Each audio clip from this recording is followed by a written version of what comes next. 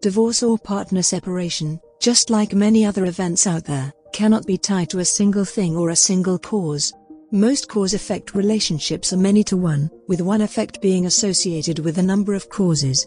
In 1959, the Commonwealth Matrimonial Causes Act unified divorce laws across most nations by providing 14 grounds for divorce, namely, adultery, desertion, after 2 years, refusal to consummate the marriage, habitual cruelty, sexual crimes, rape, sodomy, or bestiality, habitual drunkenness or drug-taking, frequent imprisonment, death penalty or life imprisonment, attempt to kill or badly injure spouse, refusal to pay maintenance, failure to comply with a decree of restitution of conjugal rights, insanity, presumption of death, and separation for 5 years.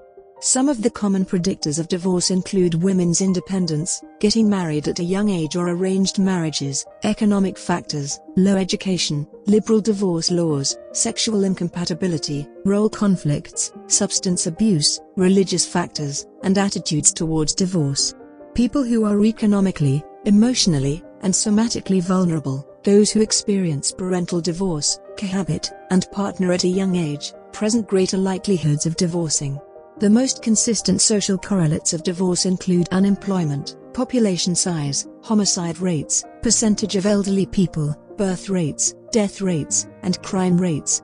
Other studies suggest that lack of commitment is cited in 75% of divorces, infidelity in 60%, too much conflict or arguing in 58%, marrying too young in 45%, financial problems in 37%, substance abuse in a third of divorces, and domestic violence in almost a quarter in all cases.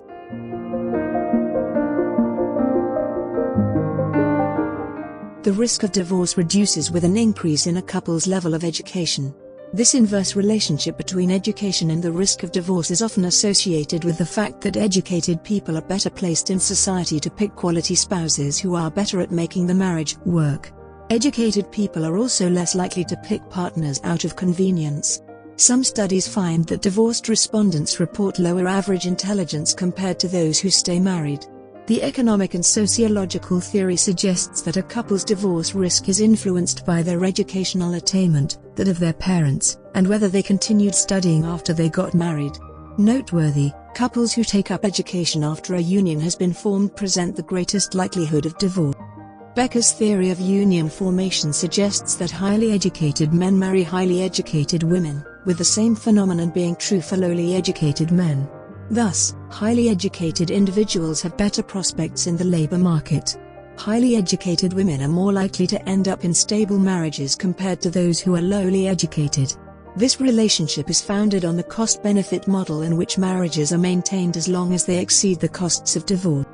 Education raises the benefits that one can reap from the labor market, thereby reducing the likelihood of some of the risk factors of divorce, including financial issues. Higher education postpones union formation, which in turn predicts marital stability. Educated women are also less likely to marry, a phenomenon which implies that those who do are more likely to be committed. Stepchildren and parental divorce, which are most common among lowly educated women, also raise the risk of divorce. Particularly, parental divorce lowers the threshold at which a union is dissolved by providing behaviors deemed feasible in the wake of marital challenges.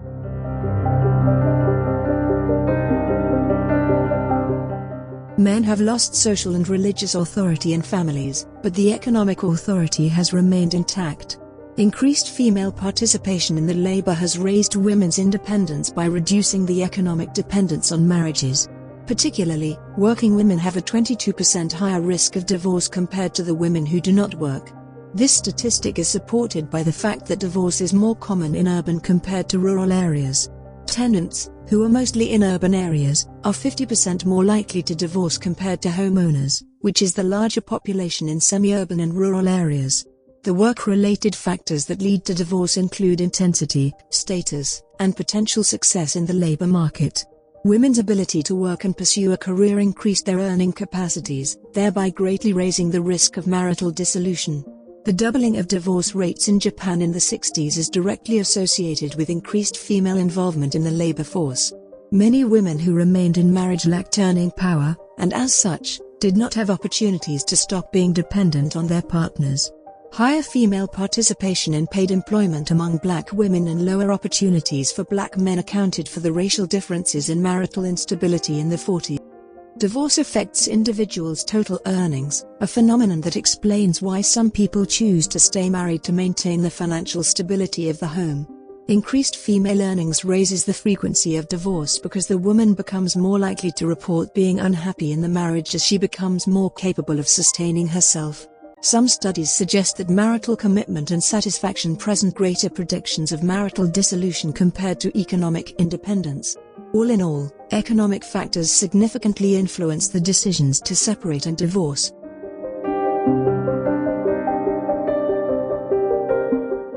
Women's attitudes towards equality in relationships are more progressive compared to men, and the different expectations cause family conflict and increase the risk of divorce.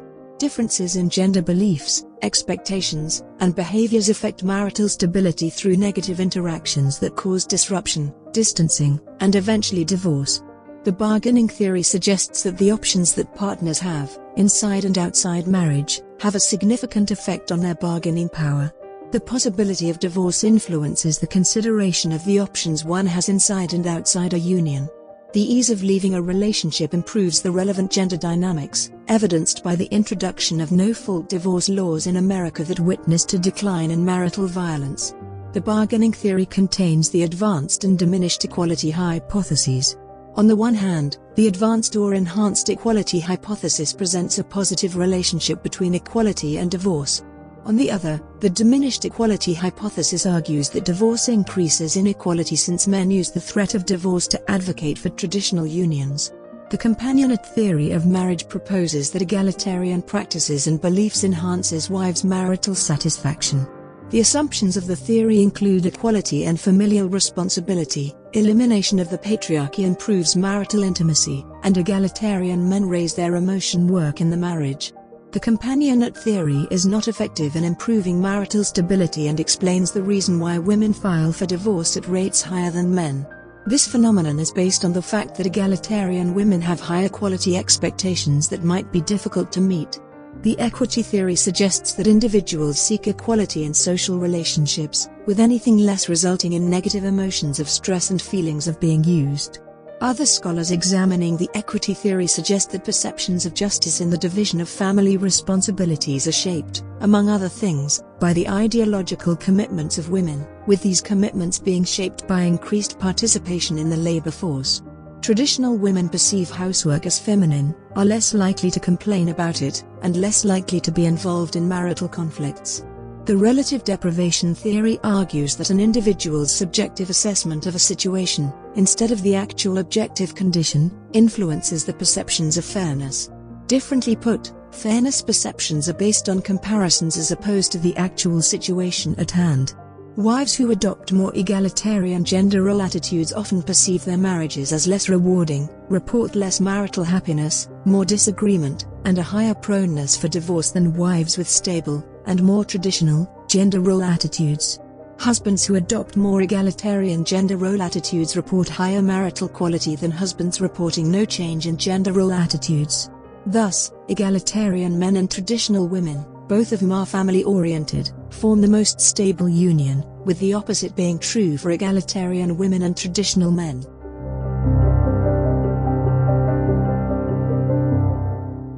Men with high endogenous testosterone levels encourage sexual behavior conflict with a cordial marriage. In other words, testosterone secretion in men has a direct relationship with divorce. Husbands' and wives' sex drives are different. The person with a low sex drive often controls whether or not intercourse happens, with this phenomenon often translating to greater bargaining power. This power influences the likelihood of adultery and divorce. If a partner, mostly a man, is unable to negotiate for a fair sexual relationship, they're most likely to stray. In other words, in a union, sexual activity is to men what security or money or attention is to women. If one lacks sufficient of it in the relationship, they become vulnerable and easily manipulated by others outside the union. 60% of individuals, and a partner in approximately 90% of couples, suggest that infidelity is a significant contributor to divorce. Divorce rates are commonly linked to sexual dissatisfaction in the marital bed. New models of heterosexual pleasure demand regular penetrative intercourse, complemented by simultaneous orgasm, with anything else being unsatisfactory and problematic. Desertion as the primary cause of divorce accounted for over 60% of divorces filed in Australia after the Second World War, with another 26% of divorces being filed due to adultery. In South Australia, adultery accounted for 62% of divorces filed in 1947, with most men seeking the restitution of conjugal rights. While social commentators associated the rise in divorce rates to different factors, including childlessness, bad housewifery, the increasing independence of working women or mothers, financial issues, and the haste at which post-war unions were formed, the primary cause of divorce was linked to the sexual misalignment between men and women. In other words, sexual problems were cited as the greatest cause of divorce, with everything else being secondary. Sex has always been central in Western marriages, with conjugal rights being enshrined in constitutions and ecclesiastical frameworks for understanding marriage. British biologist, birth controller, and sexologist Marie Stopes suggested that female pleasure and orgasms are important to marital sex and success. Sex in marriage moved from basic functionality, that is the right to sex and the need for reproduction, to pleasure.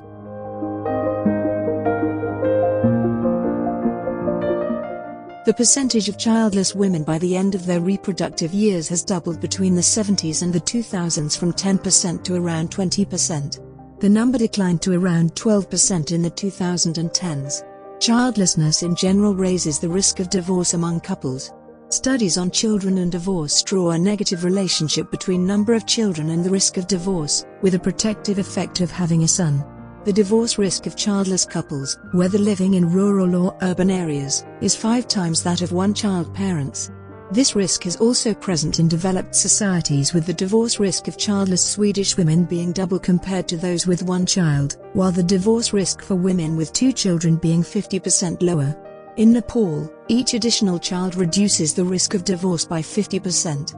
This phenomenon is based on the household economic theory, which suggests that children are investments in marital capital, with an increase in marital capital, in this case increasing the number of children, raising the attractiveness of the union while making divorce costly.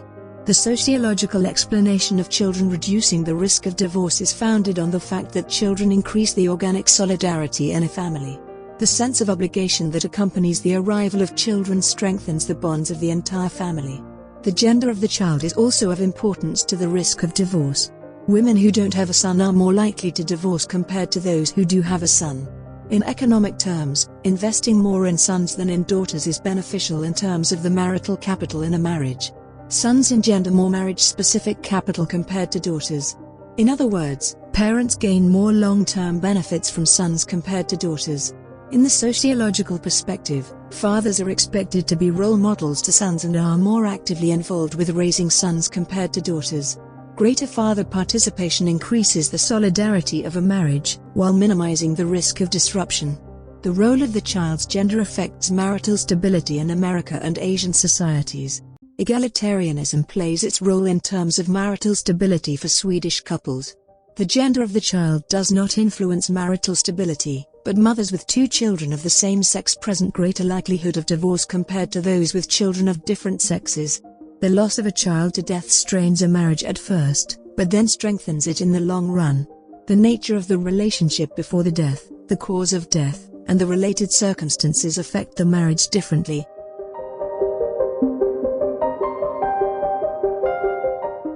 Women who get married before age 18 present greater likelihood of divorce compared to those who marry after 20 years. The effect of age persists even when accounting for age of first partnership and type of partnership, which could be marital, premarital, and cohabitation. Other age-related factors that influence divorce include class background, childhood, adolescent school achievement, and the possibility of behavioral issues. Teenage marriages, as well as those of young adults, are more susceptible to fail compared to any other age group.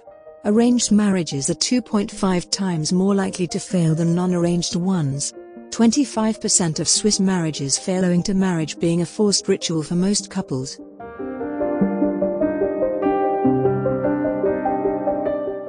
Increasing the ease of divorce undoubtedly increases divorce rates.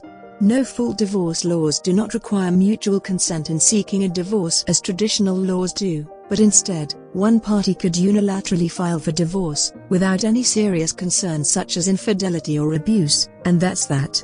The introduction of no-fault divorce laws made marital relationships more contractual than they ever were. The switch from fault-based or mutual consent to no-fault systems of divorce doubled the rates of divorce.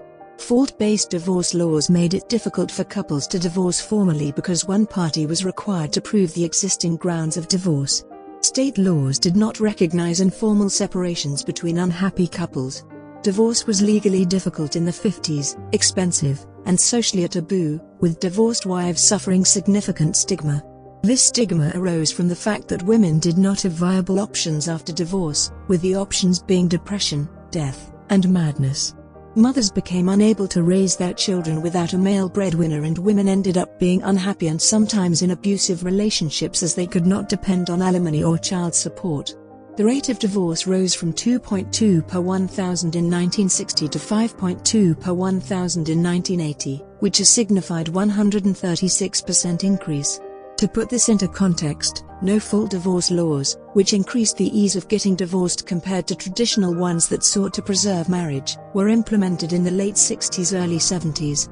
16% of first marriages failed in 1960, with this rate being 50% in 1997. The rate of divorce went up by 40% 5 years after the implementation of no-fault divorce laws in 1969. Annually reported divorces were 400,000 in the 60s, with this number being 1 million by 1975.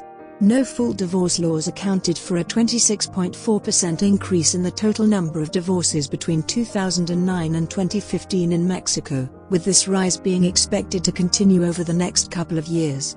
Divorce attitudes also determine the separation risk faced by a couple. A once divorced person in Asia hesitates to divorce again to avoid being perceived as pathological or abnormal. Divorce in Ireland was banned by the Constitution until 1997, but there were a lot of separated couples even before then. When the quality of a marriage deteriorates, the attitudes favoring divorce set in. A number of studies document the contribution of easy divorce laws on the increase in divorce rates, ranking it higher than marital satisfaction.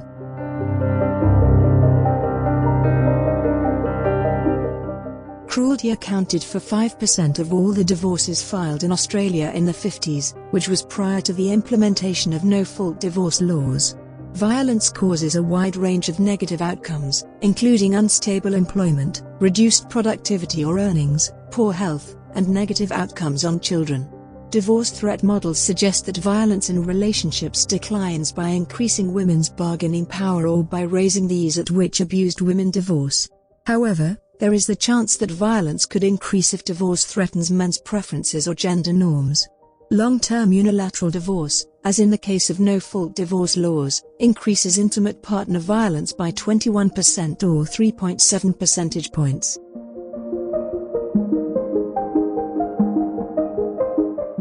Relationships where partners do not resemble each other in social origin, ethnic background, religion, occupation status, education level, and age present greater likelihoods of being dissolved.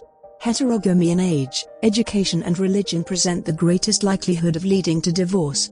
Particularly, the lack of practicing religion and coming from a divorce home raise the risk of divorce.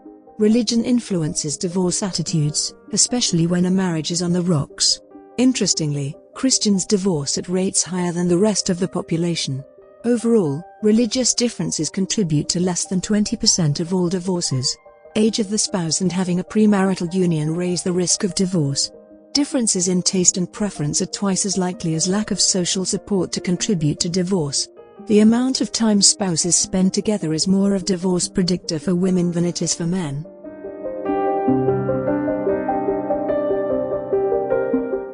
"45% of patients admitted for drug abuse are either divorced or widowed.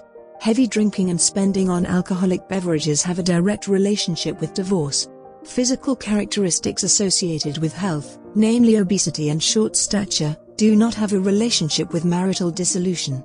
However, risk-taking behaviors such as smoking and drug addiction significantly contribute to divorce for both sexes, especially because of the resulting lack of commitment to the union and the related responsibilities. One of the most commonly cited reasons for divorce is the lack of commitment by a partner, which is reported by 3/4 of individuals and at least one person in 94% of couples. In couples where a partner complains that there is lack of commitment, over 70% of the couples agree that lack of commitment is a significant contributor to divorce.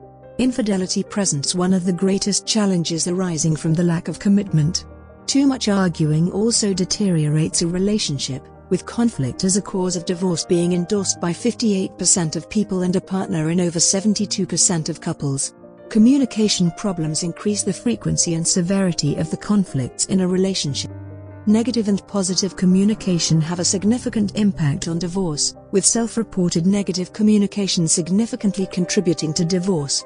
Poor communication, apart from being an indicator of lack of commitment, is associated with increased marital distress, which in turn raises the frequency and severity of conflicts.